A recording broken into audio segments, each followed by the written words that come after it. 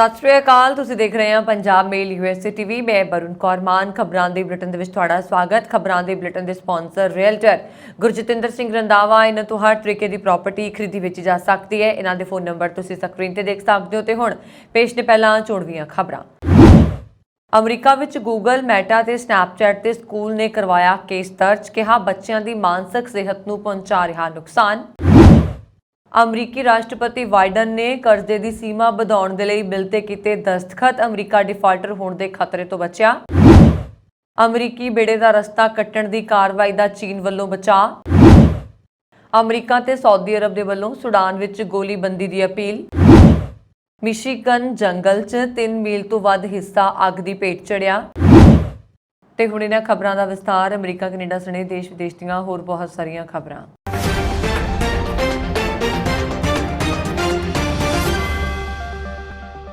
America ਦੇ Maryland ਸੂਬੇ ਦੇ ਇੱਕ ਸਕੂਲ ਨੇ ਦੁਨੀਆ ਦੀਆਂ ਪ੍ਰਮੁੱਖ ਤਕਨੀਕੀ ਕੰਪਨੀਆਂ ਦੇ ਖਿਲਾਫ ਮੁਕੱਦਮਾ ਦਾਇਰ ਕੀਤਾ ਹੈ। ਸਕੂਲ ਨੇ ਗੂਗਲ, ਟਿਕਟੌਕ, ਮੈਟਾ ਅਤੇ ਸਨੈਪਚੈਟ ਤੇ ਬੱਚਿਆਂ ਦੀ ਮਾਨਸਿਕ ਸਿਹਤ ਨੂੰ ਨੁਕਸਾਨ ਪਹੁੰਚਾਉਣ ਦਾ ਦੋਸ਼ ਲਗਾਇਆ। ਅਦਾਲਤ ਵਿੱਚ ਦਾਇਰ ਅਪੀਲ ਵਿੱਚ ਕਿਹਾ ਗਿਆ ਹੈ ਕਿ ਬੱਚੇ ਇਸ ਸਮੇਂ ਮਾਨਸਿਕ ਸਿਹਤ ਸੰਕਟ ਦਾ ਸਾਹਮਣਾ ਕਰ ਰਹੇ ਨੇ, ਜਿਸ ਨੂੰ ਸੋਸ਼ਲ ਮੀਡੀਆ ਉਤਪਾਦਾਂ ਦੇ ਦੁਆਰਾ ਖਤਰਨਾਕ ਅਤੇ ਨਸ਼ਾ ਕਰਨ ਵਾਲੀਆਂ ਆਦਤਾਂ ਦੇ ਨਾਲ ਉਤਸ਼ਾਹਿਤ ਕੀਤਾ ਜਾ ਰਿਹਾ ਹੈ। ਦੱਸ ਦਈਏ ਕਿ ਇਹ ਪਹਿਲੀ ਵਾਰ ਨਹੀਂ ਹੈ। ਇਸ ਤੋਂ ਪਹਿਲਾਂ ਵੀ Washington, Florida, California, Pennsylvania, New Jersey, Alabama, Tennessee ਅਤੇ ਹੋਰਾਂ ਦੇ ਸਕੂਲ ਸਿਸਟਮ ਨੇ ਬੱਚਿਆਂ ਦੀ ਮਾਨਸਿਕ ਸਿਹਤ ਤੇ ਸੋਸ਼ਲ ਮੀਡੀਆ ਦੇ ਮਾੜੇ ਪ੍ਰਭਾਵਾਂ ਨੂੰ ਲੈ ਕੇ ਇਸ ਤਰ੍ਹਾਂ ਦੇ ਮੁਕੱਦਮੇ ਦਰਜ ਕਰਵਾਏ ਨੇ, ਜਿਸ ਤੇ ਕਾਰਵਾਈ ਅਜੇ ਵੀ ਜਾਰੀ ਹੈ। ਦਾਇਰ ਕੇਸ ਦੇ ਵਿੱਚ ਦੋਸ਼ ਲਗਾਇਆ ਗਿਆ ਕਿ ਸੋਸ਼ਲ ਮੀਡੀਆ ਦੀ ਵਰਤੋਂ ਕਾਰਨ ਬੱਚੇ ਮਾਨਸਿਕ ਤੌਰ ਤੇ ਬਿਮਾਰ ਹੋ ਰਹੇ ਨੇ। ਇਹ ਉੱਤਰਦਾਤਾਵਾਂ ਦੁਆਰਾ ਨੌਜਵਾਨਾਂ ਨੂੰ ਆਪਣੇ ਉਤਪਾਦਾਂ ਇੰਸਟਾਗ੍ਰਾਮ, ਫੇਸਬੁੱਕ, ਟਿਕਟੌਕ, ਸਨੈਪਚੈਟ ਅਤੇ ਯੂਟਿਊਬ ਦੀ ਵਰਤੋਂ ਕਰਨ ਦੇ ਲਈ ਮਜਬੂਰ ਕਰਨ ਦੇ ਲਈ ਅਧਿਐਨ ਦੇ ਯਤਨ ਦਾ ਨਤੀਜਾ ਹੈ। ਜ਼ਿਕਰਯੋਗ ਹੈ ਕਿ ਪਿਛਲੇ ਦਹਾਕੇ ਵਿੱਚ ਅਮਰੀਕੀਆਂ 'ਚ ਸੋਸ਼ਲ ਮੀਡੀਆ ਦੀ ਵਰਤੋਂ ਕਰਨ ਦੀ ਆਦਤ ਵਿੱਚ ਜ਼ਬਰਦਸਤ ਵਾਧਾ ਹੋਇਆ ਹੈ। ਮੁਕੱਦਮੇ ਦੇ ਵਿੱਚ ਅਪੀਲਕਰਤਾ ਨੇ ਕਿਹਾ ਕਿ ਸੋਸ਼ਲ ਮੀਡੀਆ ਪਲੇਟਫਾਰਮਸ ਨੂੰ ਡਿਜ਼ਾਈਨ ਕਰਨ ਵਾਲੀਆਂ ਵੱਡੀ ਤਕਨੀਕੀ ਕੰਪਨੀਆਂ ਨਾ ਕੇਵਲ ਆਪਣੇ ਉਪਭੋਗਤਾਵਾਂ ਦੀ ਕੁੱਲ ਗਿਣਤੀ ਬਣਾਉਣ ਦੇ ਲਈ ਸਖਤ ਮਿਹਨਤ ਕਰ ਰਹੀਆਂ ਨੇ, ਬਲਕਿ ਉਹ ਆਪਣੇ ਪਲੇਟਫਾਰਮਸ ਨੂੰ ਇਸ ਤਰੀਕੇ ਨਾਲ ਡਿਜ਼ਾਈਨ ਅਤੇ ਸੰਚਾਲਿਤ ਵੀ ਕਰ ਰਹੀਆਂ ਨੇ ਤਾਂ ਜੋ ਉਪਭੋਗਤਾ ਉਹਨਾਂ ਦੀ ਵੱਧ ਤੋਂ ਵੱਧ ਵਰਤੋਂ ਕਰ ਸਕਣ। ਅਮਰੀਕੀ ਰਾਸ਼ਟਰਪਤੀ ਜੋ ਬਾਈਡਨ ਨੇ ਦੇਣਦਾਰੀਆਂ ਦੇ ਵਿੱਚ ਡਿਫਾਲਟ ਤੋਂ ਬਚਾਉਣ ਦੇ ਲਈ ਕਰਜ਼ੇ ਦੀ ਸੀਮਾ ਵਧਾਉਣ ਦੇ ਲਈ ਪਿਛਲੇ ਦਿਨੀ ਬਿੱਲ ਦੀ ਮਿਆਦ ਪੁੱਗਣ ਤੋਂ 2 ਦਿਨ ਪਹਿਲਾਂ ਸ਼ਨੀਵਾਰ ਨੂੰ ਹਸਤਾਖਰ ਕੀਤੇ। ਇਸ ਤੋਂ ਬਾਅਦ ਫੈਡਰਲ ਸਰਕਾਰ ਦੇ ਬੇਮਿਸਾਲ ਡਿਫਾਲਟਰ ਹੋਣ ਦਾ ਖਤਰਾ ਟਲ ਗਿਆ। ਵਾਈਟ ਹਾਊਸ ਨੇ ਇੱਕ ਈਮੇਲ ਦੇ ਵਿੱਚ ਬਿਆਨ ਦੀ ਦਸਤਖਤ ਦੀ ਘੋਸ਼ਣਾ ਕੀਤੀ। ਇਸ ਵਿੱਚ ਬਾਈਡਨ ਦੇ ਕਾਂਗਰਸ ਨੇਤਾਵਾਂ ਦੇ ਸਹਿਯੋਗ ਲਈ ਧੰਨਵਾਦ ਵੀ ਉਹਨਾਂ ਨੇ ਕੀਤਾ। ਯੂਐਸ ਡਿਪਾਰਟਮੈਂਟ ਆਫ ਰੈਵਨਿਊ ਨੇ ਚੇਤਾਵਨੀ ਦਿੱਤੀ ਸੀ ਜੇਕਰ ਇਸ ਬਿੱਲ ਸਮੇਂ ਸਿਰ ਪਾਸ ਨਹੀਂ ਹੋਇਆ ਤਾਂ ਦੇਸ਼ ਨੂੰ ਆਪਣੇ ਬਿੱਲਾਂ ਦਾ ਭੁਗਤਾਨ ਕਰਨ ਦੇ ਲਈ ਨਕਦੀ ਦੀ ਕਿੱਲਤ ਦਾ ਸਾਹਮਣਾ ਕਰਨਾ ਪਏਗਾ। ਇਸ ਨਾਲ ਅਮਰੀਕਾ ਅਤੇ ਗਲੋਬਲ ਅਰਥ ਵਿਵਸਥਾ ਦੇ ਲਈ ਗੰਭੀਰ ਚੁਣੌਤੀਆਂ ਪੈਦਾ ਹੋਣਗੀਆਂ। ਖਰਚ ਵਿੱਚ ਕਟੌਤੀ ਦੇ ਮੁੱਦੇ ਤੇ ਰਿਪਬਲਿਕਨ ਪਾਰਟੀ ਨੇ ਬਿੱਲ ਨੂੰ ਰੋਕ ਦਿੱਤਾ ਸੀ। ਇਸ ਨਾਲ ਡੈਮੋਕ੍ਰੈਟਿਕ ਪਾਰਟੀ ਦੇ ਸਾਹਮਣੇ ਸੰਕਟ ਦੀ ਸਥਿਤੀ ਪੈਦਾ ਹੋ ਗਈ। ਅਮਰੀਕੀ ਸੈਨੇਟ ਨੇ ਇਸ ਬਿੱਲ ਨੂੰ 36 ਦੇ ਮੁਕਾਬਲੇ 63 ਵੋਟਾਂ ਦੇ ਨਾਲ ਪਾਸ ਕੀਤਾ। ਜੋ ਬਾਈਡਨ ਨੇ ਕਿਹਾ ਕਿ ਅਸੀਂ ਖਰਚ ਵਿੱਚ ਕਟੌਤੀ ਕਰ ਰਹੇ ਹਾਂ ਅਤੇ ਉਸ ਸਮੇਂ ਘਾਟੇ ਨੂੰ ਘਟਾ ਰਹੇ ਹਾਂ। ਅਸੀਂ ਨਾਜ਼ੁਕ ਤਰਜੀਹਾਂ ਦੀ ਰੱਖਿਆ ਕਰ ਰਹੇ ਹਾਂ। ਸਮਾਜਿਕ ਸੁਰੱਖਿਆ ਦੇ ਮੈਡੀਕੇਅਰ ਤੋਂ ਮੈਡੀਕੇਡ ਤੋਂ ਲੈ ਕੇ ਸਾਬਕਾ ਸੈਨਿਕਾਂ ਤੱਕ, ਬੁਨਿਆਦੀ ਢਾਂਚੇ, ਸਾਫ਼ ਊਰਜਾ ਵਿੱਚ ਸਾਡੇ ਪਰਿਵਰਤਨਸ਼ੀਲ ਨਿਵੇਸ਼ਕਾਂ ਤੱਕ। ਸੌਦੇ ਵਿੱਚ ਸਮਝੌਤੇ ਅਤੇ ਸਮਝੌਤੇ ਨੂੰ ਉਜਾਗਰ ਕਰਦੇ ਹੋਏ ਅਮਰੀਕੀ ਰਾਸ਼ਟਰਪਤੀ ਨੇ ਕਿਹਾ ਕਿ ਕਿਸੇ ਨੂੰ ਵੀ ਉਹ ਸਭ ਕੁਝ ਨਹੀਂ ਮਿਲਿਆ ਜੋ ਉਹ ਚਾਹੁੰਦੇ ਸਨ, ਪਰ ਅਮਰੀਕੀ ਲੋਕਾਂ ਨੂੰ ਉਹ ਮਿਲਿਆ ਜੋ ਉਹਨਾਂ ਨੂੰ ਚਾਹੀਦਾ ਸੀ। ਅਸੀਂ ਆਰਥਿਕ ਸੰਕਟ ਅਤੇ ਆਰਥਿਕ ਪਤਨ ਤੋਂ ਬਚੇ ਹਾਂ। ਸੈਨੇਟ ਦੇ ਬਹੁਗਿਣਤੀ ਨੇਤਾ ਚੱਕ ਸ਼ੂਮਰ ਨੇ ਕਿਹਾ ਕਿ ਬਿੱਲ ਦੇ ਪਾਸ ਹੋਣ ਦਾ ਮਤਲਬ ਹੈ ਅਮਰੀਕਾ ਰਾਹਤ ਦਾ ਸਾਹ ਲੈ ਸਕਦਾ ਹੈ। ਇਸ ਤੋਂ ਪਹਿਲਾਂ ਬਾਈਡਨ ਨੇ ਸ਼ੁੱਕਰਵਾਰ ਸ਼ਾਮ ਨੂੰ ਓਵਲ ਹਾਊਸ ਵਿੱਚ ਕਿਹਾ ਕਿ ਇਸ ਬਜਟ ਸਮਝੌਤੇ ਨੂੰ ਪਾਸ ਕਰਨਾ ਮਹੱਤਵਪੂਰਨ ਹੈ। ਦੇਸ਼ ਦੇ ਕਰਜ਼ੇ ਦੇ ਡਿਫਾਲਟ ਤੋਂ ਬਾਅਦ ਵਿਨਾਸ਼ਕਾਰੀ ਹੋਰ ਕੁਝ ਨਹੀਂ ਹੈ। ਚਾਈਨਾ ਦੇ ਰੱਖਿਆ ਮੰਤਰੀ ਨੇ ਤਾਇਵਾਨ ਦੇ ਪਾਣੀਆਂ ਦੇ ਵਿੱਚ ਅਮਰੀਕੀ ਤੇ ਕੈਨੇਡੀਅਨ ਜੰਗੀ ਬੇੜਿਆਂ ਦਾ ਰਾਹ ਕੱਟਣ ਦੀ ਆਪਣੀ ਕਾਰਵਾਈ ਦਾ ਬਚਾਅ ਕੀਤਾ। ਸਿੰਗਾਪੁਰ ਦੇ ਵਿੱਚ ਦੁਨੀਆ ਦੇ ਚੋਟੀ ਦੇ ਰੱਖਿਆ ਆਗੂਆਂ ਨੂੰ ਸੰਬੋਧਨ ਕਰਨ ਲਈ ਸ਼ਾਂਗੋਫ ਨੇ ਕਿਹਾ ਕਿ ਅਜਿਹੀ ਅਖੌਤੀ ਆਵਾਜਾਈ ਦੀ ਆਜ਼ਾਦੀ ਦੇ ਨਾਂ ਉੱਤੇ ਕੀਤੀ ਜਾਣ ਵਾਲੀ ਕਸ਼ਤ ਚੀਨ ਨੂੰ ਭੜਕਾਉਣ ਦੇ ਬਰਾਬਰ ਹੈ। ਸ਼ਾਂਗਫੂ ਨੇ ਸ਼ਾਂਗਰੀ-ਲਾ ਫੋਰਮ ਵਿੱਚ ਕਿਹਾ ਕਿ ਚੀਨ ਨੂੰ ਆਮ ਆਵਾਜਾਈ ਨਾਲ ਕੋਈ ਸਮੱਸਿਆ ਨਹੀਂ ਹੈ, ਪਰ ਸਾਨੂੰ ਅਜਿਹੀਆਂ ਕਾਰਵਾਈਆਂ ਨੂੰ ਰੋਕਣਾ ਪਏਗਾ ਜਿਨ੍ਹਾਂ ਰਾਹੀਂ ਆਵਾਜਾਈ ਦੀ ਆਜ਼ਾਦੀ ਦੇ ਨਾਂ ਉੱਤੇ ਚੌਧਰ ਦਿਖਾਉਣ ਦੀ ਕੋਸ਼ਿਸ਼ ਕੀਤੀ ਜਾਂਦੀ ਹੈ। ਦੱਸਣਯੋਗ ਹੈ ਕਿ ਇਸੇ ਮੰਚ ਉੱਤੇ ਸ਼ਨੀਵਾਰ ਅਮਰੀਕਾ ਦੇ ਰੱਖਿਆ ਮੰਤਰੀ ਲਾਇਡ ਆਸਟਿਨ ਨੇ ਕਿਹਾ ਸੀਗਾ ਕਿ ਵਾਸ਼ਿੰਗਟਨ ਚਾਈਨਾ ਦੀਆਂ ਅਜਿਹੀਆਂ ਹਰਕਤਾਂ ਅੱਗੇ ਰੁਕਣ ਵਾਲਾ ਨਹੀਂ ਹੈ ਤੇ ਉਹ ਤਾਇਵਾਨ ਦੇ ਪਾਣੀਆਂ ਦੇ ਵਿੱਚੋਂ ਲੰਘਦੇ ਅਤੇ ਉੱਪਰੋਂ ਉਡਾਣ ਭਰਦੇ ਰਹਿਣਗੇ। ਉਹਨਾਂ ਨੇ ਕਿਹਾ ਕਿ ਉਹ ਦੱਖਣੀ ਚੀਨ ਸਾਗਰ ਵਿੱਚ ਵੀ ਆਜ਼ਾਦੀ ਨਾਲ ਘੁੰਮਣਗੇ ਕਿਉਂਕਿ ਇਹ ਕੌਮਾਂਤਰੀ ਪਾਣੀ ਹੈ। ਅਮਰੀਕਾ ਦੀ ਹਿੰਦ ਪ੍ਰਸ਼ਾਂਤ ਕਮਾਂਡ ਨੇ ਇਸ ਕਾਰਵਾਈ ਨੂੰ ਖਤਰਨਾਕ ਕਰਾਰ ਦਿੱਤਾ ਹੈ। ਸਾਊਦੀ ਅਰਬ ਤੇ ਅਮਰੀਕਾ ਨੇ ਸੁਡਾਨ ਦੀਆਂ ਟਕਰਾਅ ਵਾਲੀਆਂ ਧਿਰਾਂ ਨੂੰ ਬੇਨਤੀ ਕੀਤੀ ਹੈ ਕਿ ਉਹ ਨਵੇਂ ਸਿਰਿਓਂ ਗੋਲੀਬੰਦੀ ਦਾ ਸਮਝੌਤਾ ਕਰਨ ਤੇ ਇਸ ਨੂੰ ਅਸਰਦਾਰ ਢੰਗ ਦੇ ਨਾਲ ਲਾਗੂ ਕਰਨ। ਜ਼ਿਕਰਯੋਗ ਹੈ ਕਿ ਅਫਰੀਕੀ ਮੁਲਕ ਵਿੱਚ ਲੜਾਈ ਨਵੇਂ ਸਿਰਿਓਂ ਸ਼ੁਰੂ ਹੋ ਗਈ ਹੈ। ਇਸ ਤੋਂ ਪਹਿਲਾਂ ਅਪ੍ਰੈਲ ਮਹੀਨੇ ਫੌਜ ਤੇ ਨੀਮ ਫੌਜੀ ਬਲਾਂ ਵਿਚਾਲੇ ਟਕਰਾਅ ਹੋਇਆ। ਹਫ਼ਤਿਆਂ ਤੋਂ ਸਾਊਦੀ ਅਰਬ ਤੇ ਅਮਰੀਕਾ ਦੋਵੇਂ ਧਿਰਾਂ ਦਰਮਿਆਨ ਵਿਚੋਲਗੀ ਕਰਕੇ ਸਹਿਮਤੀ ਬਿਠਾਉਣ ਦੀ ਕੋਸ਼ਿਸ਼ ਕਰ ਰਹੇ ਨੇ। ਮਈ ਮਹੀਨੇ ਦੇ ਅਖੀਰ ਵਿੱਚ ਗੋਲੀਬੰਦੀ ਸਮਝੌਤੇ ਨੂੰ ਆਰਜ਼ੀ ਤੌਰ ਤੇ ਸਿਰੇ ਚੜਾਉਣ ਵਿੱਚ ਦੋਵਾਂ ਮੁਲਕਾਂ ਨੇ ਮਦਦ ਕੀਤੀ ਸੀ। ਇਸ ਤੋਂ ਬਾਅਦ ਗੜਬੜੀ ਦੇ ਸ਼ਿਕਾਰ ਮੁਲਕ ਵਿੱਚ ਅੱਤ ਲੋੜੀਂਦੀ ਮਨੁੱਖੀ ਮਦਦ ਪਹੁੰਚਾਈ ਗਈ। ਹਾਲਾਂਕਿ ਇਹਨਾਂ ਯਤਨਾਂ ਨੂੰ ਉਸ ਵੇਲੇ ਧੱਕਾ ਲੱਗਾ ਜਦ ਬੁੱਧਵਾਰ ਸੈਨਾ ਨੇ ਕਿਹਾ ਕਿ ਉਹ ਹੁਣ ਗੋਲੀਬੰਦੀ ਲਈ ਹੋ ਰਹੀ ਵਾਰਤਾ ਵਿੱਚ ਹਿੱਸਾ ਨਹੀਂ ਲੈਣਗੇ। ਮਿਸ਼ੀਗਨ ਦੇ ਜੰਗਲ ਵਿੱਚ 3 ਮੀਲ ਤੋਂ ਵੱਧ ਹਿੱਸਾ ਸ਼ਨੀਚਰਵਾਰ ਤੱਕ ਅੱਗ ਦੀ ਭੇਂਟ ਚੜ੍ਹ ਗਿਆ, ਪਰ ਐਮਰਜੈਂਸੀ ਵਿੱਚ ਨੇੜਲੇ ਲੋਕਾਂ ਨੂੰ ਉੱਥੋਂ ਕੱਢਣ ਦਾ ਕੰਮ ਫਿਲਹਾਲ ਰੋਕ ਦਿੱਤਾ ਗਿਆ ਸੀ। ਇਹ ਜਾਣਕਾਰੀ ਕੁਦਰਤੀ ਸੋਮਿਆਂ ਨਾਲ ਸੰਬੰਧਿਤ ਮਹਿਕਮੇ ਨੇ ਸਾਂਝੀ ਕੀਤੀ ਸੀ।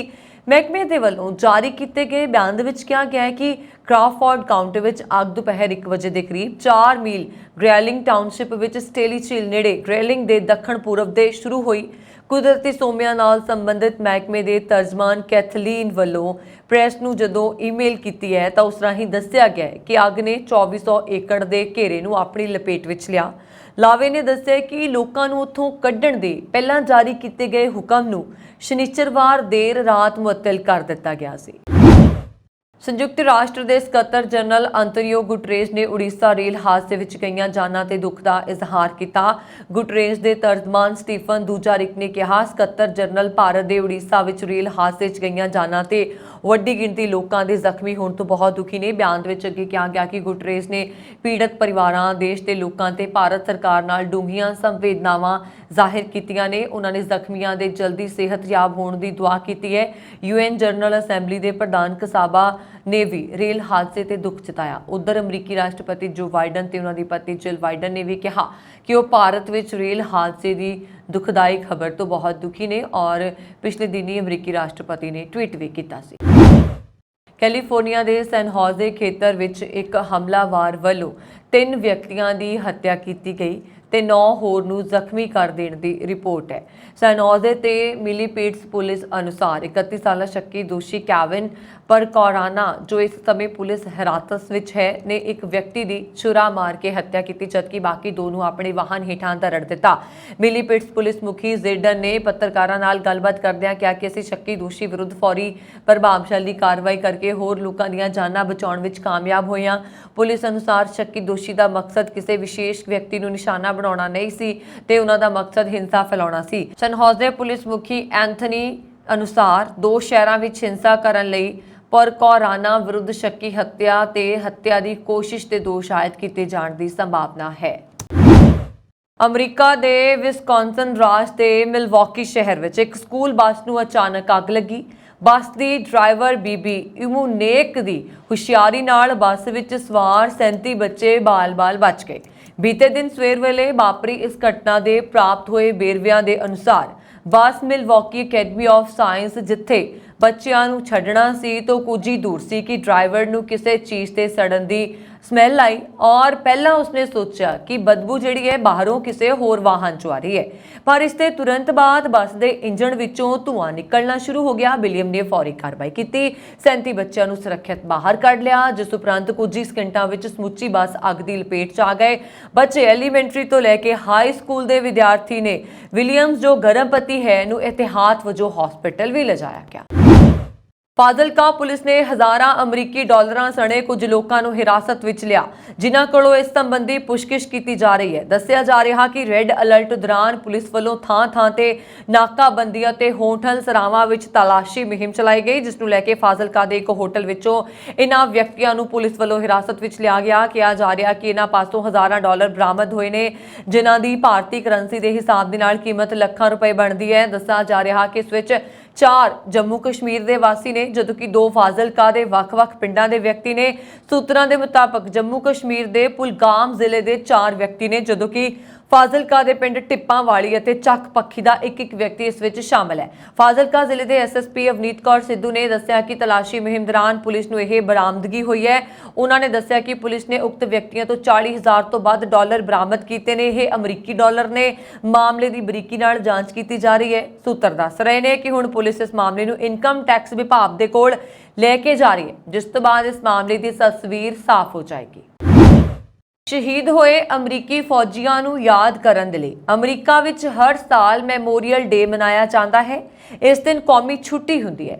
ਅਮਰੀਕਾ ਦੇ ਹੋਰਨਾਂ ਸ਼ਹਿਰਾਂ ਵਾਂਗ ਓਹਾਈਓ ਸੂਬੇ ਦੇ ਸ਼ਹਿਰ ਸਪਰਿੰਗਫੀਲਡ ਵਿਖੇ ਵੀ ਇਹ ਦਿਨ ਬੜੇ ਉਤਸ਼ਾਹ ਦੇ ਨਾਲ ਮਨਾਇਆ ਗਿਆ। ਇਸ ਮੌਕੇ ਇੱਥੋਂ ਦੇ ਬਹੁਤ ਹੀ ਪ੍ਰਸਿੱਧ ਸਾਲਾਨਾ ਪਰੇਡ ਦਾ ਆਯੋਜਨ ਕੀਤਾ ਗਿਆ। ਜਦ 4 ਕਿਲੋਮੀਟਰ ਲੰਬੀ ਪਰੇਡ ਸ਼ਹਿਰ ਦੇ ਵੱਖ-ਵੱਖ ਬਾਜ਼ਾਰਾਂ 'ਚੋਂ ਲੰਘੀ ਤਾਂ ਸੜਕ ਦੇ ਦੋਵੇਂ ਪਾਸੇ ਖੜੇ ਸ਼ਹਿਰੀਆਂ ਨੇ ਹੱਥਾਂ 'ਚ ਅਮਰੀਕੀ ਝੰਡੇ ਲੈ ਕੇ ਉਸ ਨੂੰ ਜੀ ਆਇਆਂ ਕਿਹਾ। ਵੱਖ-ਵੱਖ ਵਿਭਾਗਾਂ, ਜਥੇਬੰਦੀਆਂ, ਵਿਦਿਅਕ ਤੇ ਧਾਰਮਿਕ ਅਦਾਰਿਆਂ ਦੀਆਂ ਝਲਕੀਆਂ ਇਸ ਪਰੇਡ ਦੀ ਵਿਸ਼ੇਸ਼ ਖਿੱਚ ਸਨ। ਫੌਜ ਦੀਆਂ ਜੀਪਾਂ, ਫਾਇਰ ਟਰੱਕ, ਮੋਟਰਸਾਈਕਲ, ਅਣਗਿਣਤ ਵਾਹਨ ਇਸ ਪਰੇਡ ਦਾ ਹਿੱਸਾ ਸਨ। ਪਰੇਡ ਵਿੱਚ ਬਹੁਤ ਸਾਰੇ ਵਾਹਨ ਉੱਪਰ ਇੱਥੋਂ ਦੇ ਸ਼ਹੀਦਾਂ ਦੀਆਂ ਤਸਵੀਰਾਂ, ਪੋਸਟਰਾਂ ਤੇ ਲਾ ਕੇ ਉਹਨਾਂ ਨੂੰ ਯਾਦ ਕੀਤਾ ਗਿਆ। ਸੜਕਾਂ ਕੰਢੇ ਹਜ਼ਾਰਾਂ ਲੋਕ ਪਰਿਵਾਰ ਸਮੇਤ ਅਮਰੀਕਾ ਦੇ ਝੰਡੇ ਦੇ ਰੰਗ ਨਾਲ ਮੇਚ ਕਰਦੇ ਲਾਲ, ਚਿੱਟੇ, ਨੀਲੇ ਕੱਪੜੇ ਪਾ ਕੇ ਇਹਨਾਂ ਦੇ ਸਵਾਗਤ ਲਈ ਪਹੁੰਚੇ ਹੋਏ ਸਨ। ਮੈਚਿੰਗ ਕੱਪੜੇ ਪਾ ਕੇ ਅਮਰੀਕਨ ਝੰਡਿਆਂ, ਬੈਨਰਾਂ, ਪੋਸਟਰਾਂ ਨਾਲ ਸਜਾਈਆਂ ਸਿੱਖ ਝਾਕੀਆਂ ਵੀ ਇਸ ਪਰੇਡ ਵਿੱਚ ਖਿੱਚ ਦਾ ਕੇਂਦਰ ਰਹੀਆਂ। ਇਹਨਾਂ ਉੱਪਰ ਵਿਸ਼ਵ ਯੁੱਧਾਂ ਦੌਰਾਨ ਸ਼ਹੀਦ ਹੋਏ ਸਿੱਖ ਫੌਜੀਆਂ ਬਾਰੇ ਜਾਣਕਾਰੀ ਦਿੱਤੀ ਗਈ। ਤਸਵੀਰਾਂ ਦਾ ਪ੍ਰਦਰਸ਼ਨ ਤੇ ਸ਼ੁਭਕਾਮਨਾਵਾਂ ਭੇਂਟ ਕੀਤੀਆਂ ਗਈਆਂ।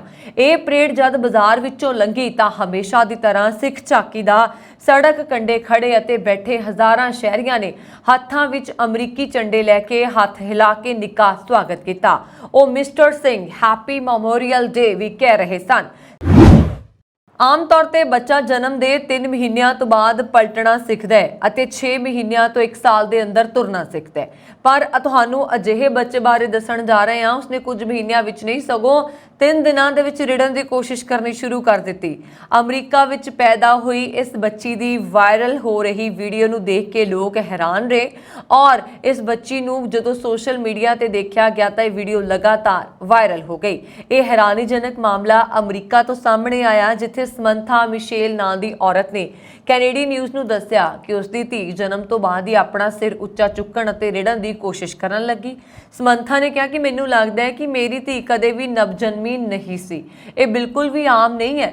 ਡੇਲੀ ਮੇਲ ਦੇ ਨਾਲ ਗੱਲਬਾਤ ਕਰਦਿਆਂ ਮਿਸ਼ੇਲ ਨੇ ਕਿਹਾ ਜਦੋਂ ਉਸਨੇ ਬੱਚੀ ਨੂੰ ਪਹਿਲੀ ਵਾਰ ਰਿੜਨ ਦੀ ਕੋਸ਼ਿਸ਼ ਕਰਦੇ ਦੇਖਿਆ ਤਾਂ ਉਹ ਹੈਰਾਨ ਰਹਿ ਗਈ। ਉਸਨੇ ਕਦੇ ਵੀ 3 ਦਿਨ ਦੇ ਬੱਚੇ ਨੂੰ ਇਸ ਤਰ੍ਹਾਂ ਘੁੰਮਦੇ ਨਹੀਂ ਦੇਖਿਆ। ਜਦੋਂ ਇਹ ਘਟਨਾ ਵਾਪਰੀ ਤਾਂ ਮਿਸ਼ੇਲ ਹਸਪੀਟਲ ਦੇ ਕਮਰੇ ਵਿੱਚ ਆਪਣੀ ਮਾਂ ਨਾਲ ਸੀ ਅਤੇ ਉਸਨੇ ਤੁਰੰਤ ਵੀਡੀਓ ਰਿਕਾਰਡ ਕਰ ਲਈ।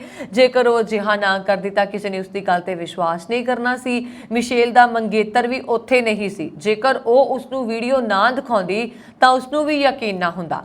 ਵੀਡੀਓ ਦੀ ਗੱਲ ਕੀਤੀ ਜਾਏ ਤਾਂ ਬੱਚੀ ਨਾਹਿਲਾ ਡੇਜ਼ ਹਸਪਤਾਲ ਦੇ ਬੈੱਡ ਤੇ ਪਲਟਦੀ ਦਿਖਾਈ ਦੇ ਰਹੀ ਹੈ ਅਤੇ ਅੱਗੇ ਵਧਣ ਦੀ ਕੋਸ਼ਿਸ਼ ਕਰ ਰਹੀ ਹੈ। ਵੀਡੀਓ ਵਿੱਚ ਮਿਸ਼ੇਲ ਦੀ ਮਾਂ ਦੀ ਹੈਰਾਨ ਨਾਲ ਚੀਕਣ ਦੀ ਆਵਾਜ਼ ਵੀ ਸੁਣਦੀ ਹੈ। ਮਿਸ਼ੇਲ ਨੇ ਦੱਸਿਆ ਕਿ ਇਹ ਵੀਡੀਓ ਪੁਰਾਣੀ ਹੈ ਅਤੇ ਹੁਣ ਉਹਨਾਂ ਦੀ ਜਿਹੜੀ ਧੀ ਹੈ ਉਹ 1 ਮਹੀਨੇ ਦੀ ਹੋ ਗਈ ਹੈ। ਇਹ ਹੈਰਾਨੀਜਨਕ ਹੈ ਕਿ ਉਹ ਇੰਨੀ ਛੋਟੀ ਉਮਰ ਦੇ ਵਿੱਚ ਸਪੋਰਟ ਲੈ ਕੇ ਅੱਗੇ ਵਧਣ ਦੀ ਕੋਸ਼ਿਸ਼ ਕਰ ਰਹੀ ਹੈ। ਮਿਸ਼ੇਲ ਨੇ ਕਿਹਾ ਕਿ ਮੇਰੀ ਧੀ ਹਰ ਰੋਜ਼ ਮੈਨੂੰ ਹੈਰਾਨ ਕਰਦੀ ਰਹਿੰਦੀ ਹੈ। ਉਸਨੂੰ 1.5 ਮਹੀਨੇ ਦੀ ਉਮਰ ਤੋਂ ਹੀ ਬੋਲਣਾ ਸ਼ੁਰੂ ਕਰ ਦਿੱਤਾ ਸੀ ਔਰ ਗੱਲਬਾਤ ਕਰਨੀ ਸ਼ੁਰੂ ਕਰ ਦਿੱਤੀ ਸੀ। ਮੇਰੀ ਧੀ ਜਿਹੜੀ ਹੈ ਮੇਰੀ ਨਕਲ ਕਰਦੀ ਹੈ। ਸੋਚਣ ਵਾਲੀ ਗੱਲ ਇਹ ਹੈ ਕਿ 3 ਮਹੀਨਾ ਦਾ ਬੱਚਾ ਰਿੜਨ ਦੀ ਕੋਸ਼ਿਸ਼ ਕਰਦਾ ਹੈ, ਇਹ ਕੋਈ ਆਮ ਗੱਲ ਨਹੀਂ ਹੈ। ਦੁਨੀਆ ਭਰ ਵਿੱਚ ਸਪਲਾਈ ਕੀਤੇ ਜਾਣ ਵਾਲੇ ਤੇਲ ਵਿੱਚ ਸਾਊਦੀ ਅਰਬ ਕਟੌਤੀ ਕਰੇਗਾ। ਇਸ ਨਾਲ ਕੱਚੇ ਤੇਲ ਦੀਆਂ ਕੀਮਤਾਂ ਦੇ ਵਿੱਚ ਵਾਧਾ ਹੋਏਗਾ। ਸਾਊਦੀ ਅਰਬ ਜੁਲਾਈ ਤੋਂ ਸ਼ੁਰੂ ਕਰਕੇ ਰੋਜ਼ਾਨਾ ਤੇਲ ਦੀ ਸਪਲਾਈ ਵਿੱਚ 1 ਮਿਲੀਅਨ ਬੈਰਲ ਦੀ ਕਟੌਤੀ ਕਰੇਗਾ। ਇਸ ਤੋਂ ਪਹਿਲਾਂ ਵੀਅਨਾ ਵਿੱਚ ਹੋਈ ਮੀਟਿੰਗ ਵਿੱਚ ਓਪੇਕ ਤੇ ਭਾਈਵਾਲ ਮੁਲਕ ਤੇਲ ਦੇ ਉਤਪਾਦਨ ਵਿੱਚ ਕਟੌਤੀ ਲਈ ਰਾਜ਼ੀ ਹੋਏ ਸਨ।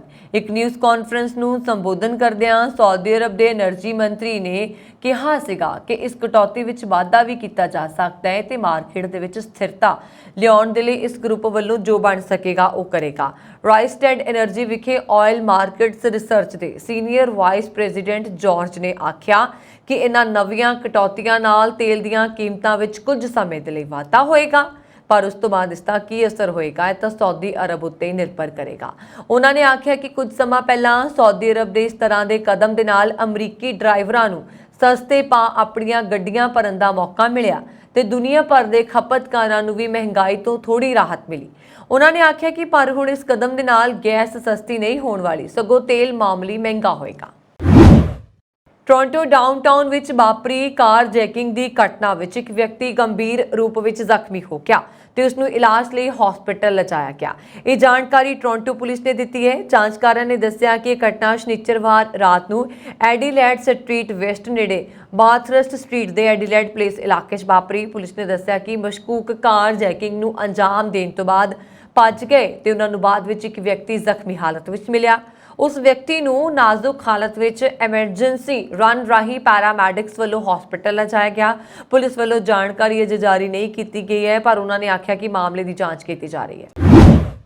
ਐਤਵਾਰ ਸ਼ਾਮ ਨੂੰ ਲਾਰੈਂਸ ਐਵਨਿਊ ਈਸਟ ਤੇ ਲੇਜ਼ਲੀ ਸਟਰੀਟ ਏਰੀਆ ਵਿੱਚ ਗੋਲੀਆਂ ਚੱਲਣ ਤੋਂ ਬਾਅਦ ਟੋਰਾਂਟੋ ਪੁਲਿਸ ਸਨੀਬਰੁਕ ਪਾਰਕ ਏਰੀਆ ਵਿੱਚ ਜਾਂਚ ਦੇ ਲਈ ਪਹੁੰਚੀ। ਸ਼ਾਮੀ 5:38 ਉੱਤੇ ਪੁਲਿਸ ਨੂੰ ਗੋਲੀਆਂ ਚੱਲਣ ਦੀਆਂ ਰਿਪੋਰਟਾਂ ਮਿਲੀਆਂ ਤੇ ਕਈ ਗੱਡੀਆਂ ਉਸ ਇਲਾਕੇ ਵਿੱਚੋਂ ਜਾਣ ਬਾਰੇ ਰਿਪੋਰਟਾਂ ਵੀ ਦਿੱਤੀਆਂ ਗਈਆਂ। ਇੱਕ ਗੱਡੀ ਖੰਭੇ ਨਾਲ ਟਕਰਾ ਗਈ ਤੇ ਗੋਲੀਆਂ ਚੱਲਣ ਤੋਂ ਬਾਅਦ ਦੋ ਪੁਰਸ਼ਾਂ ਨੂੰ ਪੈਦਲ ਹੀ ਉੱਥੋਂ ਭੱਜਦੇ ਵੇਖਿਆ ਗਿਆ।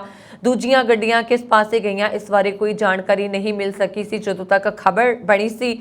ਦੋਵੇਂ ਮਸ਼ਕੂਕ ਬਲੈਕ ਤੇ 20 ਤੋਂ 30 ਸਾਲ ਦਰਮਿਆਨ ਉਮਰ ਦੇ ਦੱਸੇ ਜਾਂਦੇ ਨੇ। ਇਸ ਘਟਨਾ ਦੇ ਵਿੱਚ ਕਿਸੇ ਦੇ ਜ਼ਖਮੀ ਹੋਣ ਦੀ ਖਬਰ ਨਹੀਂ ਹੈ, ਪਰ ਪੁਲਿਸ ਦੇ ਵੱਲੋਂ ਗੋਲੀਆਂ ਚੱਲਣ ਦੀ ਪੁਸ਼ਟੀ ਜ਼ਰੂਰ ਕੀਤੀ ਗਈ ਹੈ ਕਿਉਂਕਿ ਜਾਂਚ ਦੇ ਦੌਰਾਨ ਇਸ ਇਲਾਕੇ ਦੇ ਵਿੱਚੋਂ ਗੋਲੀਆਂ ਦੇ ਕਈ ਖੋਲ ਮਿਲੇ। ਅਗਲੇਰੀ ਜਾਂਚ ਦੇ ਲਈ ਇਸ ਇਲਾਕੇ ਨੂੰ ਟ੍ਰੈਮੋਟ ਕ੍ਰੀਸੈਂਟ ਉੱਤੇ ਲਾਰੈਂਸ ਐਵਨਿਊ ਈਸਟ ਤੋਂ ਬੰਦ ਕਰ ਦਿੱਤਾ ਗਿਆ ਸੀ। ਕੈਨੇਡਾ ਦੇ ਕਿਊਬੈਕ ਦੇ ਵਿੱਚ ਇੱਕ ਵੱਡਾ ਹਾਦਸਾ ਸਾਹਮਣੇ ਆਇਆ। ਕੈਨੇਡਾ ਦੇ ਕਿਊਬੈਕ ਦੇ ਵਿੱਚ ਸ਼ਨੀਵਾਰ ਨੂੰ ਮੱਛੀਆਂ ਫੜਨ ਗਏ 4 ਬੱਚਿਆਂ ਦੀ ਡੁੱਬਣ ਨਾਲ ਮੌਤ ਹੋ ਗਈ ਸੀ। CNN ਦੀ ਇੱਕ ਰਿਪੋਰਟ ਦੇ ਮੁਤਾਬਕ ਸਥਾਨਕ ਸਮੇਂ ਦੇ ਮੁਤਾਬਕ ਸ਼ਨੀਵਾਰ ਨੂੰ ਕੁਝ ਬੱਚੇ ਨਦੀ 'ਚ ਮੱਛੀਆਂ ਫੜਨ ਗਏ। ਇਸ ਦੌਰਾਨ ਨਦੀ ਵਿੱਚ ਤੇਜ਼ ਲਹਿਰਾਂ ਆ ਗਈਆਂ ਤੇ ਉੱਥੇ ਮੌਜੂਦ ਬੱਚੇ ਇੱਥੇ ਫਸ ਗਏ। 4 ਬੱਚਿਆਂ ਦੀ ਮੌਕੇ ਤੇ ਮੌਤ ਹੋ ਗਈ। ਕਿਊਬੈਕ ਪ੍ਰੋਵਿੰਸ਼ੀਅਲ ਪੁਲਿਸ ਦੇ ਬੁਲਾਰੇ ਨੇ CNN ਨੂੰ ਦੱਸਿਆ ਕਿ ਉੱਤਰੀ ਤੱਟ ਤੇ ਨਦੀ ਦੇ ਕਿਨਾਰੇ ਵਾਲੀ ਨਗਰਪਾਲਿਕਾ ਪੌਂਟਨੇਫ ਸੁਰਮੇਰ ਵਿੱਚ ਹਾਦਸੇ ਲਈ ਐਮਰਜੈਂਸੀ ਸੇਵਾਵਾਂ ਨੂੰ ਸਵੇਰੇ 2 ਵਜੇ ਬੁਲਾਇਆ ਗਿਆ।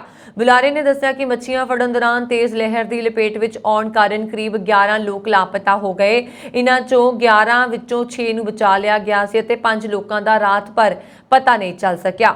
ਬੁਲਾਰੇ ਦੇ ਅਨੁਸਾਰ ਸਵੇਰੇ 6 ਵਜੇ ਦੇ ਕਰੀਬ 10 ਸਾਲ ਤੋਂ ਵੱਧ ਉਮਰ ਦੇ 4 ਬੱਚੇ ਬੇਹੋਸ਼ ਪਾਏ ਗਏ। ਇਸ ਤੋਂ ਬਾਅਦ ਉਹਨਾਂ ਨੂੰ ਹਸਪਤਾਲ ਵਿੱਚ ਭਰਤੀ ਕਰਵਾਇਆ ਗਿਆ। CNN ਦੇ ਅਨੁਸਾਰ ਪੁਲਿਸ ਨੇ ਬਾਅਦ ਵਿੱਚ ਪੁਸ਼ਟੀ ਕੀਤੀ ਹੈ ਕਿ ਬੱਚਿਆਂ ਦੀ ਮੌਤ ਹੋ ਗਈ ਸੀ। ਕਿਊਬੈਕ ਪ੍ਰੋਵਿੰਸ਼ੀਅਲ ਪੁਲਿਸ ਦੇ ਅਨੁਸਾਰ ਇੱਕ 30 ਸਾਲਾ ਵਿਅਕਤੀ ਅਜੇ ਵੀ ਲਾਪਤਾ ਹੈ ਅਤੇ ਗੋਤਾਖੋਰਾਂ ਵੱਲੋਂ ਇੱਕ ਕਿਸ਼ਤੀ ਅਤੇ ਇੱਕ ਹੈਲੀਕਾਪਟਰ ਦੀ ਮਦਦ ਦੇ ਨਾਲ ਖੋਜ ਜਾਰੀ ਹੈ। ਕਿਊਬੈਕ ਪ੍ਰੋਵਿੰਸ਼ੀਅਲ ਪੁਲਿਸ ਘਟਨਾ ਦੀ ਜਾਂਚ ਕਰ ਰਹੀ ਹੈ। ਵਾਹਨ ਵਿੱਚ ਕਈ ਗੱਡੀਆਂ ਦੀ ਟੱਕਰ ਵਿੱਚ ਇੱਕ ਮਹਿਲਾ ਦੀ ਮੌਤ ਹੋ ਗਈ। ਵੀਰਵਾਰ ਸ਼ਾਮੀ 7:30 ਵਜੇ ਤੋਂ ਪਹਿਲਾਂ ਯਾਰਕ ਰੀਜਨਲ ਪੁਲਿਸ ਨੂੰ ਕਈ ਗੱਡੀਆਂ ਦੇ ਆਪਸ ਵਿੱਚ ਟਕਰਾ ਜਾਣ ਦੀ ਜਾਣਕਾਰੀ ਦੇ ਕੇ ਮੇਜਰ ਮੈਕੈਂਜੀ ਡਰਾਈਵ ਵੈਸਟ ਦੇ ਉੱਤਰ ਵੱਲ ਪਾਈਨ ਵੈਲੀ ਡਰਾਈਵ ਉੱਤੇ ਸੱਦਿਆ ਗਿਆ। ਇੱਕ ਮਹਿਲਾ ਨੂੰ ਬਿਨਾਂ ਸਾਹ ਸੱਤ ਦੇ ਲੋਕਲ ਹਸਪਤਾਲ ਲਿਜਾਇਆ ਗਿਆ ਜਿੱਥੇ ਉਸ ਨੂੰ ਮ੍ਰਿਤਕ ਐਲਾਨ ਦਿੱਤਾ ਗਿਆ। 2 ਹੋਰ ਵਿਅਕਤੀਆਂ ਨੂੰ ਜ਼ਖਮੀ ਹਾਲਤ ਵਿੱਚ ਹਸਪਤਾਲ ਲਿਜਾਇਆ ਗਿਆ। ਉਹਨਾਂ ਦੀ ਸਥਿਤੀ ਸਪਸ਼ਟ ਨਹੀਂ ਹੋ ਸਕੀ ਸੀ। ਪੁਲਿਸ ਨੇ ਦੱਸਿਆ ਕਿ ਪਾਈਨ ਵੈਲੀ ਡਰਾਈਵ ਨੂੰ ਮੇਜਰ ਮੈਕੈਂਜੀ ਡਰਾਈਵ ਨਾਰਥ ਤੇ ਵੈਲੈਂਟੀਨ ਬੁਲੇਵਾਰਡ ਤੱਕ ਜਾਂਚ ਦੇ ਲਈ ਬੰਦ ਕੀਤਾ ਗਿਆ। ਯੂਕਰੇਨ ਨੇ ਰੂਸੀ ਸਰਹੱਦੀ ਖੇਤਰ ਬੇਲਗਰੋਡ ਤੇ ਗੋਲੀਬਾਰੀ ਤੇਜ਼ ਕਰ ਦਿੱਤੀ। ਐਤਵਾਰ ਨੂੰ ਹੋਈ ਗੋਲੀਬਾਰੀ ਵਿੱਚ 2 ਰੂਸੀ ਨਾਗਰਿਕ ਮਾਰੇ ਗਏ ਅਤੇ ਕਈ ਜ਼ਖਮੀ ਹੋ ਗਏ। ਇਸ ਦੌਰਾਨ ਉਥੋਂ ਦੇ ਪ੍ਰਸ਼ਾਸਨ ਨੇ ਸਰਹੱਦੀ ਖੇਤਰ ਤੋਂ ਸੈਂਕੜੇ ਬੱਚਿਆਂ ਨੂੰ ਕੱਢ ਕੇ ਸੁਰੱਖਿਅਤ ਥਾਵਾਂ ਤੇ ਭੇਜ ਦਿੱਤਾ। ਹੋਰ ਨਾਗਰਿਕਾਂ ਨੂੰ ਵੀ ਸੁਰੱਖਿਅਤ ਥਾਵਾਂ ਤੇ ਭੇਜਿਆ ਜਾ ਰਿਹਾ। ਸ਼ੁੱਕਰਵਾਰ ਨੂੰ ਬੇਲਗਰੋਡ ਖੇਤਰ 'ਚ ਯੂਕਰੇਨ ਵਾਲੇ ਪਾਸੇ ਗੋਲੀਬਾਰੀ 'ਚ 5 ਲੋਕ ਮਾਰੇ ਗਏ ਸਨ। ਪਤਾ ਲੱਗਿਆ ਕਿ ਕੁਝ ਬਾਕੀ ਰੂਸੀ ਨਾਗਰਿਕ ਜਿਹੜੇ ਨੇ ਯੂਕਰੇਨ ਦੇ ਸੁਰੱਖਿਆ ਬਲਾਂ ਨਾਲ ਮਿਲ ਕੇ ਰੂਸੀ ਖੇਤਰਾਂ ਤੇ ਹਮਲਾ ਕਰ ਰਹੇ ਨੇ ਜਿਨ੍ਹਾਂ ਨੂੰ ਉਹ ਬਾਗੀ ਨੂੰ ਰੂਸੀ ਨਾਗਰਿਕ ਕਹਿੰਦੇ ਨੇ। ਰੂਸੀ ਫੌਜ ਨੇ ਅਜਿਹੇ 2 ਰੂਸੀ ਲੜਾਕਿਆਂ ਨੂੰ ਗ੍ਰਿਫਤਾਰ ਕੀਤਾ ਹੈ जबकि रूसी फौज ने ਐਤਵਾਰ ਸਵੇਰੇ यूक्रेन की राजधानी कीव ते 6 मिसाइलां दागियां, पर ਉਹ ਨਿਸ਼ਾਨੇ ਤੇ ਪਹੁੰਚਣ ਤੋਂ ਪਹਿਲਾਂ ਹੀ ਨਸ਼ਟ ਹੋ ਗਈਆਂ ਤੇ ਕਈ ਕਸਬਿਆਂ ਦੇ ਵਿੱਚ ਹਵਾਈ ਪੱਟੀ ਨੂੰ 2 ਰੂਸੀ ਮਿਸਾਈਲਾਂ ਦੁਆਰਾ ਤਬਾਹ ਕਰਨ ਦੀ ਵੀ ਕੀਤਾ ਗਿਆ। ਇੱਕ ਆਤਮਘਾਤੀ ਡਰੋਨ ਹਮਲੇ ਨੇ ਉੱਤਰੀ ਸੂਮੀ ਖੇਤਰ ਵਿੱਚ ਇੱਕ ਪਾਵਰ ਪਲਾਂਟ ਨੂੰ ਨੁਕਸਾਨ ਪਹੁੰਚਾਇਆ। ਡਨੀਪਰੋ ਵਿੱਚ ਵੀ ਇੱਕ ਮਿਸਾਈਲ ਹਮਲੇ 'ਚ ਇੱਕ 2 ਸਾਲ ਦੀ ਬੱਚੀ ਦੀ ਮੌਤ ਹੋ ਗਈ ਤੇ 22 ਲੋਕ ਜ਼ਖਮੀ ਹੋ ਗਏ। ਇਸ ਬੱਚੀ ਸਮੇਤ ਹੁਣ ਤੱਕ ਯੂਕਰੇਨ ਯੁੱਧ ਵਿੱਚ ਮਰਨ ਵਾਲੇ ਬੱਚਿਆਂ ਦੀ ਕੁੱਲ ਗਿਣਤੀ 500 ਤੱਕ ਪਹੁੰਚ ਗਈ ਹੈ। ਉੜੀਸਾ ਦੇ ਬਾਲਾਸੋਰ ਵਿੱਚ ਰੇਲ ਹਾਦਸੇ ਦੇ ਟਰੈਕ ਦੀ ਮੁਰੰਮਤ ਦਾ ਕੰਮ ਪੂਰਾ ਹੋ ਗਿਆ। ਐਤਵਾਰ ਦੇਰ ਰਾਤ 2 ਟ੍ਰੇਨਾਂ ਦੀ ਆਵਾਜਾਈ ਸ਼ੁਰੂ ਹੋ ਗਈ ਸੀ ਔਰ ਹਾਦਸੇ ਦੇ 51 ਘੰਟੇ ਬਾਅਦ ਜਦੋਂ ਪਹਿਲੀ ਰੇਲ ਗੱਡੀ ਨੂੰ ਟਰੈਕ ਤੇ ਹਰੀ ਝੰਡੀ ਦੇ ਕੇ ਰਵਾਨਾ ਕੀਤਾ ਗਿਆ ਤਾਂ ਰੇਲ ਮੰਤਰੀ ਅਸ਼ਵਨੀ ਹੱਥ ਜੋੜ ਕੇ ਖੜੇ ਨਜ਼ਰ ਆਏ। ਰੇਲ ਮੰਤਰੀ 2 ਜੂਨ ਤੋਂ ਬਾਲਾਸੋਰ ਤੇ ਬਹਾਨਗਾ ਬਾਜ਼ਾਰ ਸਟੇਸ਼ਨ ਤੇ ਰੁਕੇ ਅਤੇ ਰਾਹਤ ਅਤੇ ਮੁਰੰਮਤ ਦੇ ਕੰਮ ਦਾ ਦੇਖਿਆ ਜਾਇਜ਼ਾ। ਰੇਲ ਮੰਤਰੀ ਅਸ਼ਵਨੀ ਵੈਸ਼ਨਵ ਨੇ ਦੱਸਿਆ ਦੋਵੇਂ ਟਰੈਕਾਂ ਨੂੰ ਬਹਾਲ ਕਰ ਦਿੱਤਾ ਗਿਆ। 51 ਘੰਟਿਆਂ ਦੇ ਅੰਦਰ ਟ੍ਰੇਨ ਦੀ ਆਵਾਜਾਈ ਆਮ ਵਾਂਗ ਹੋ ਗਈ ਅਤੇ ਟ੍ਰੇਨ ਦੀ ਆਵਾਜਾਈ ਸ਼ੁਰੂ ਹੋਈ। ਉਹਨਾਂ ਨੇ ਕਿਹਾ ਕਿ ਸਾਡੀ ਜ਼ਿੰਮੇਵਾਰੀ ਅਜੇ ਖਤਮ ਨਹੀਂ ਹੋਈ ਹੈ, ਸਾਡਾ ਟੀਚਾ ਲਾਪਤਾ ਲੋਕਾਂ ਨੂੰ ਲੱਭਣਾ ਹੈ। ਇਹ ਕਹਿ ਕੇ ਉਹ ਭਾਵੁਕ ਹੋ ਗਏ। ਇਹ ਹਾਦਸਾ 2 ਜੂਨ ਨੂੰ ਸ਼ਾਮ 7:10 ਤੇ ਵਾਪਰਿਆ ਸੀ। ਰੇਲਵੇ ਅਧਿਕਾਰੀਆਂ ਨੇ ਦੱਸਿਆ ਕਿ ਬਹਿੰਗਾ ਬਾਜ਼ਾਰ ਸਟੇਸ਼ਨ ਦੀ ਬਾਹਰੀ ਲਾਈਨ ਤੇ ਇੱਕ ਮਾਲ ਗੱਡੀ ਖੜੀ ਸੀ। ਹਾਵੜਾ ਤੋਂ ਚੇਨਈ ਜਾ ਰਹੀ ਕੋਰੋਮੰਡਲ ਐਕਸਪ੍ਰੈਸ ਇੱਥੇ ਪਟੜੀ ਤੋਂ ਉਤਰ ਗਈ ਅਤੇ ਮਾਲ ਗੱਡੀ ਨਾਲ ਟਕਰਾ ਗਈ। ਐਕਸਪ੍ਰੈਸ ਦਾ ਇੰਜਣ ਮਾਲ ਗੱਡੀ ਤੇ ਪਲਟ ਗਿਆ ਅਤੇ ਬੋਗੀਆਂ ਤੀਜੇ ਪਟੜੀ ਤੇ ਡਿੱਗ ਗਈਆਂ। ਤੀਜੇ ਟਰੈਕ ਤੇ ਆ ਰਹੀ ਬੈਂਗਲੁਰੂ ਹਾਵੜਾ ਐਕਸਪ੍ਰੈਸ ਕੋਰੋਮੰਡਲ ਐਕਸਪ੍ਰੈਸ ਦੇ ਡੱਬਿਆਂ ਨਾਲ ਟਕਰਾ ਗਈ। ਇਸ ਘਟਨਾ ਦੇ ਵਿੱਚ ਹੁਣ ਤੱਕ ਕਈ ਲੋਕਾਂ ਦੀ ਮੌਤ ਹੋ ਚੁੱਕੀ ਹੈ। ਇਸ ਦੇ ਨਾਲ ਹੀ 1000 ਤੋਂ ਵੱਧ ਲੋਕਾਂ ਦੇ ਜ਼ਖਮੀ ਹੋਣ ਦੀ ਸੂਚਨਾ ਹੈ। ਰੇਲ ਮੰਤਰੀ ਅਸ਼ਵਨੀ ਨੇ ਕਿਹਾ ਕਿ ਅਸੀਂ ਟ੍ਰਿਪਲ ਟ੍ਰੇਨ ਨਾਲ ਜੁੜੀ ਹਾਦਸੇ ਦੀ ਜਾਂਚ ਦੀ ਸਿਫਾਰਿਸ਼ ਕੀਤੀ ਹੈ। ਬੱਦਲਵਾਈ ਵਾਲੇ ਮੌਸਮ ਤੋਂ ਬਾਅਦ ਹੁਣ ਹੌਲੀ-ਹੌਲੀ ਤਾਪਮਾਨ ਦੇ ਵਿੱਚ ਵਾਧਾ ਹੋਣਾ ਸ਼ੁਰੂ ਹੋ ਗਿਆ। ਗੱਲ ਕਰ ਰਹੇ ਹਾਂ ਪੰਜਾਬ ਦੀ। ਲੋਕ ਪਸੀਨੋ ਪਸੀਨਾ ਹੋਣਾ ਸ਼ੁਰੂ ਹੋ ਗਏ ਨੇ। ਗਰਮੀ ਨੇ ਆਪਣਾ ਰੰਗ ਦਿਖਾਉਣਾ ਸ਼ੁਰੂ ਕਰ ਦਿੱਤਾ। ਮੌਸਮ ਵਿਭਾਗ ਤੋਂ ਮਿਲੀ ਜਾਣਕਾਰੀ ਦੇ ਮੁਤਾਬਕ ਬੀਤੇ ਦਿਨੀ ਪੰਜਾਬ ਦਾ ਤਾਪਮਾਨ 1.8 ਡਿਗਰੀ ਸੈਲਸੀਅਸ ਦਾ ਵਾਧਾ ਦਰਜ ਕੀਤਾ ਗਿਆ। ਹਾਲਾਂਕਿ ਇਹ ਔਸਤਨ ਤਾਪਮਾਨ ਨਾਲੋਂ 4.4 ਡਿਗਰੀ ਸੈਲਸੀਅਸ ਘੱਟ ਰਿਹਾ। ਸੂਬੇ 'ਚ ਸਭ ਤੋਂ ਵੱਧ ਤਾਪਮਾਨ ਸਮਰਾਲਾ ਦਾ 38.7 ਡਿਗਰੀ ਸੈਲਸੀਅਸ ਰਿਹਾ। ਪੰਜਾਬ ਦੇ ਸਾਰੇ ਸੂਬਿਆਂ ਦਾ ਤਾਪਮਾਨ 35 ਡਿਗਰੀ ਸੈਲਸੀਅਸ ਤੋਂ ਵੱਧ ਰਿਹਾ। ਆਉਣ ਵਾਲੇ 5 ਦਿਨਾਂ 'ਚ ਮੌਸਮ ਖੁਸ਼ਕ ਰਹੇਗਾ। ਗੁਆਂਢੀ ਸੂਬਾ ਹਰਿਆਣਾ ਤਾਪਮਾਨ ਪੱਖੋਂ ਪੰਜਾਬ ਨਾਲੋਂ ਪਛੜ ਗਿਆ। ਜ਼ਿਲ੍ਹਾ ਸਿਰਸਾ ਦਾ ਤਾਪਮਾਨ 38 ਡਿਗਰੀ ਸੈਲਸੀਅਸ ਦਰਜ ਕੀਤਾ ਗਿਆ। ਹਾਲ ਹੀ ਵਿੱਚ ਇਸਲਾਮੀ ਦੇਸ਼ ਤੁਰਕੀ ਵਿੱਚ ਹੋਈਆਂ ਰਾਸ਼ਟਰਪਤੀ ਚੋਣਾਂ ਦੇ ਵਿੱਚ ਰੈਸੇਪ ਤੈਯਿਪ ਏਰਦੋਗਨ ਜਿੱਤ ਗਏ ਨੇ। ਉਹ ਉਹਨਾਂ ਦੀ ਕਿਸੇ ਚੋਣ ਵਿੱਚ ਲਗਾਤਾਰ 11ਵੀਂ ਜਿੱਤ ਸੀ। ਹੁਣ ਉਹਨਾਂ ਨੂੰ ਤੁਰਕੀ ਦੇ 12ਵੇਂ ਰਾਸ਼ਟਰਪਤੀ ਵਜੋਂ ਅਹੁਦੇ ਦੀ ਸਹੁੰ ਲਈ ਹੈ। ਅਲ ਜਜ਼ੀਰਾ ਨੇ ਰਿਪੋਰਟ ਦਿੱਤੀ ਹੈ ਕਿ ਰੈਸੇਪ ਤੈਯਿਪ ਏਰਦੋਗਨ ਦੀ ਇਤਿਹਾਸਕ ਜਿੱਤ ਦੇ ਨਾਲ ਰਾਸ਼ਟਰਪਤੀ ਦਾ ਕਾਰਜਕਾਲ 5 ਹੋਰ ਸਾਲਾਂ ਲਈ ਵਧਾ ਦਿੱਤਾ ਗਿਆ। ਤੁਰਕੀ ਵਿੱਚ ਪਿਛਲੇ ਮਹੀਨੇ ਹੀ ਚੋਣਾਂ ਹੋਈਆਂ, ਜਿਸ ਵਿੱਚ 28 ਮਈ ਨੂੰ ਹੋਈਆਂ ਵੋਟਾਂ ਦੌਰਾਨ ਏਰਦੋਗਨ ਨੇ ਆਪਣੇ ਨੇੜਲੇ ਵਿਰੋਧੀ ਕੇਮਲ ਨੂੰ ਹਰਾਇਆ ਸੀ। ਰੈਸੇਪ ਤੈਯਿਪ ਏਰਦੋਗਨ ਆਪਣੇ ਆਪ ਨੂੰ ਇਸਲਾਮ ਦੇ ਸੱਚੇ ਪੈਰੋਕਾਰ ਦੱਸਦੇ ਨੇ। ਉਹਨਾਂ ਦੀ ਉਮਰ 69 ਸਾਲ ਹੈ ਔਰ ਉਹਨਾਂ ਦੀ ਜਨਮ ਜਿਹੜਾ ਹੈ 26 ਫਰਵਰੀ 1954 ਨੂੰ ਇਸਤਾਂਬੁਲ ਤੁਰਕੀ ਵਿੱਚ ਹੋਇਆ ਸੀ। ਉਹਨਾਂ ਦੀ ਪਤਨੀ ਦਾ ਨਾਮ ਐਮੀਨ ਹੈ। ਦੋਵੇਂ ਹਮੇਸ਼ਾ ਇਸਲਾਮੀ ਰੀਤੀ ਰਿਵਾਜ਼ਾਂ ਬਾਰੇ ਬੋਲਦੇ ਨੇ, ਜਾਨੀ ਕਿ ਉਹ ਆਪਣੇ ਆਪ ਨੂੰ ਕੱਟੜ ਮੁਸਲਮਾਨ ਵਜੋਂ ਪੇਸ਼ ਵੀ ਕਰਦੇ ਨੇ। ਏਰਦੋਗਨ ਦਾ ਅਕਸ ਇੱਕ ਕੱਟੜ ਇਸਲਾਮੀ ਸਿਆਸਤਦਾਨ ਦਾ ਵੀ ਰਿਹਾ ਹੈ ਤੇ ਇਸੇ ਅਕਸ ਨੂੰ ਤੁਰਕੀ ਦੇ ਲੋਕਾਂ ਵੱਲੋਂ ਬਹੁਤ ਪਸੰਦ ਕੀਤਾ ਗਿਆ। ਇਹੀ ਕਾਰਨ ਹੈ ਕਿ ਏਰਦੋਗਨ ਪਿਛਲੇ 20 ਸਾਲਾਂ ਤੋਂ ਉੱਥੇ ਸੱਤਾ ਤੇ ਕਾਬਜ਼ ਨੇ। ਏਰਦੋਗਨ ਦੀ ਜਿੱਤ ਦਾ ਮਹੱਤਵ ਇਸ ਗੱਲ ਤੋਂ ਵੀ ਸਮਝਿਆ ਜਾਂਦਾ ਹੈ ਕਿ ਇਸ ਸਾਲ ਦੀ ਸ਼ੁਰੂਆਤ ਵਿੱਚ ਤੁਰਕੀ ਵਿੱਚ ਭਿਆਨਕ ਭੂਚਾਲ ਆਇਆ। ਉਸ ਭੂਚਾਲ ਵਿੱਚ 50,000 ਤੋਂ ਜ਼ਿਆਦਾ ਲੋਕਾਂ ਦੀ ਜਾਨ ਚਲੀ ਗਈ ਅਤੇ ਲੱਖਾਂ ਲੋਕ ਬੇਘਰ ਹੋ ਗਏ ਸਨ। ਅਰਬਾਂ ਡਾਲਰ ਦੀ ਜਾਇਦਾਦ ਦੇ ਨੁਕਸਾਨ ਦੇ ਨਾਲ ਹਜ਼ਾਰਾਂ ਇਮਾਰਤਾਂ ਤਬਾਹ ਹੋ ਗਈਆਂ। ਉਸ ਦੌਰਾਨ ਤੁਰਕੀ ਦੇ ਲੋਕਾਂ ਵਿੱਚ ਸਰਕਾਰ ਵਿਰੁੱਧ ਗੁੱਸਾ ਸੀ, ਪਰ ਜਦੋਂ ਪਿਛਲੇ ਮਹੀਨੇ ਚੋਣਾਂ ਹੋਈਆਂ ਤਾਂ ਉੱਥੋਂ ਦੇ ਲੋਕਾਂ ਨੇ ਏਰਦੋਗਨ ਨੂੰ ਸੱਤਾ ਵਿੱਚ ਬਣੇ ਰਹਿਣ ਦਾ ਫਿਰ ਮੌਕਾ ਦਿੱਤਾ। ਇਹ ਸਨ ਹੁਣ ਤੱਕ ਦੀਆਂ ਖਬਰਾਂ। ਮੈਨੂੰ ਵਰੁਣ ਕੌਰ ਮਾਨ ਨੂੰ ਦਿਵਾ ਗਿਆ। ਹੋਰ ਖਬਰਾਂ ਦੇ ਲਈ ਸਾਡਾ YouTube ਚੈਨਲ ਪੰਜਾਬ ਮੇਲ USA TV ਜ਼ਰੂਰ ਸਬਸਕ੍ਰਾਈਬ ਕਰੋ ਜੀ। ਸ਼ੁਕਰੀਆ। ਸਤਿ ਸ਼੍ਰੀ ਅਕਾਲ।